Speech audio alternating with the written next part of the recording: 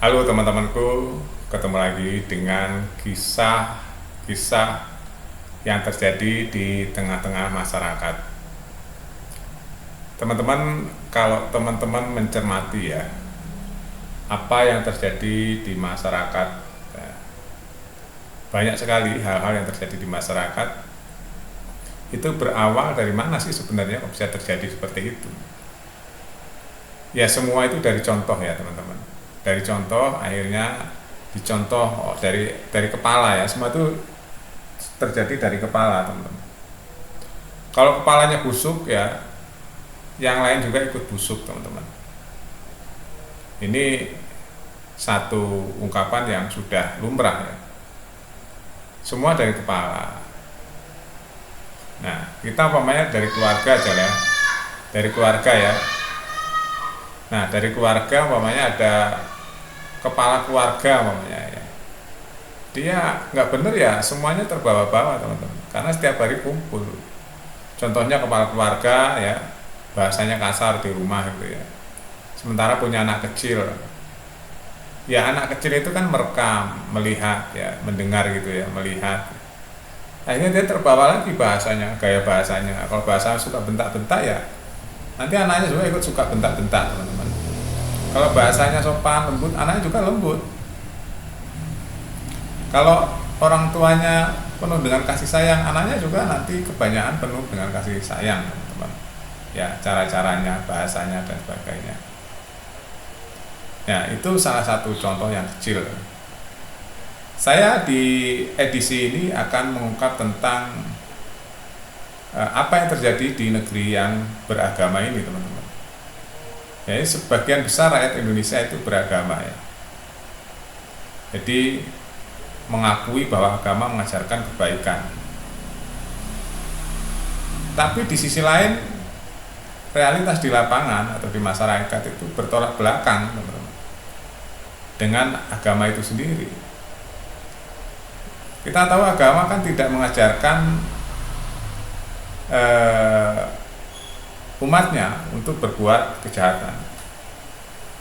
Tapi kenapa kok yang mengaku orang beragama itu berbuat kejahatan? Agama tidak mengajarkan umatnya untuk korupsi ya, tapi kenapa kok orang yang mengaku beragama itu melakukan korupsi? Agama mengajarkan pemimpin itu memberikan contoh yang baik, tapi kenapa kok banyak pemimpin yang tidak memberikan contoh yang baik padahal dia mengaku beragama? Nah, terus kok bisa ya? Apa yang salah di sini? Apa yang salah dengan bangsaku ini, bangsa yang sangat gemar Palo Jinawi ini? Apa yang salah? Saya kadang-kadang merenungi ini sepanjang bertahun-tahun teman-teman, karena saya meneliti kehidupan sosial itu lama sekali. Cuma ya, saya lama sekali meneliti kehidupan sosial, dari tahun 90 saya sudah meneliti sebenarnya, cuma saya belum fokus waktu itu. Sebenarnya saya udah meneliti secara kritis ya. Bahkan saya sampai berpikir dalam perjalanan hidup saya banyak menyaksikan di negara yang katanya beragama ini masyarakatnya, tapi dalam kenyataan di lapangan itu banyak hal-hal yang bertentangan dengan agama. Korupsi, pungli, kekerasan itu bertentangan dengan beragama. Beragama itu kan kasih sayang, lembut, ya kan? Tapi kenapa banyak sekali di negeri tercinta ini korupsi, pungli, ya, tidak melayani dengan baik? Banyak sekali itu hal seperti itu. Ya. Jadi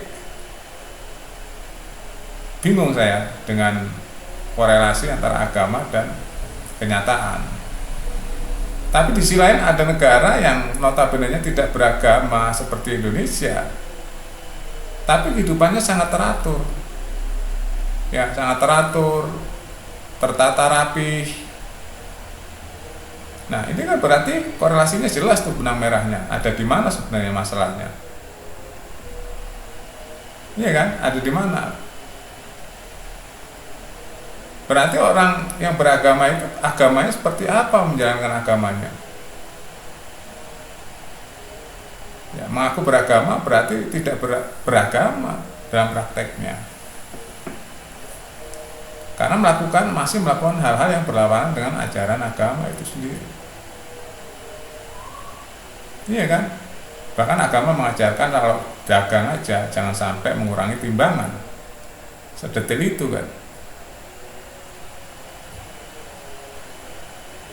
Coba kebayang nggak? Apalagi akhir-akhir ini viral, ya, banyak hal-hal yang di luar nalar keadilan. Ini harus bermula dari pemerintah, ya, memberikan kebijakannya itu seperti apa sebenarnya peraturan. Bukan hanya peraturan di atas kertas, peraturan semua undang-undang yang ada di kertas itu, ya, teks itu harus dipikirkan gimana cara implementasinya supaya semua teratur seperti apa yang ditulis itu. Semua teratur itu gimana? Nah, itu PR lagi buat negara yang beragama ini, teman-teman. Ini kan negara yang umatnya beragama atau warganya beragama. Saya bingung sekali. Disumpah pejabat masih saja korupsi. Iya kan? Kan bingung saya. Sama Tuhan aja bohong, sama Tuhan aja nggak takut loh. Apalagi sama manusia, kan logikanya begitu. Jadi yang salah di mana nih? Yang salah di mana? Pasti ada yang salah. Pasti ada yang salah, teman-teman. Katanya negara berdasarkan undang-undang, ya, peraturan. Ada peraturan di situ kan. Ini ada demokrasi, ada peraturan di situ. Tapi kenyataannya, coba, masyarakat nggak takut dengan peraturan itu sendiri. Terbukti kejahatan di lapangan banyak sekali. Iya kan? Kejahatan di lapangan banyak sekali kan. Nah, ini butuh koreksi, ya, supaya Indonesia lebih tertib dan lebih teratur lagi. Ya, ini PR buat pemerintah dan DPR tuh yang mengatasnamakan rakyat. Sampai jumpa.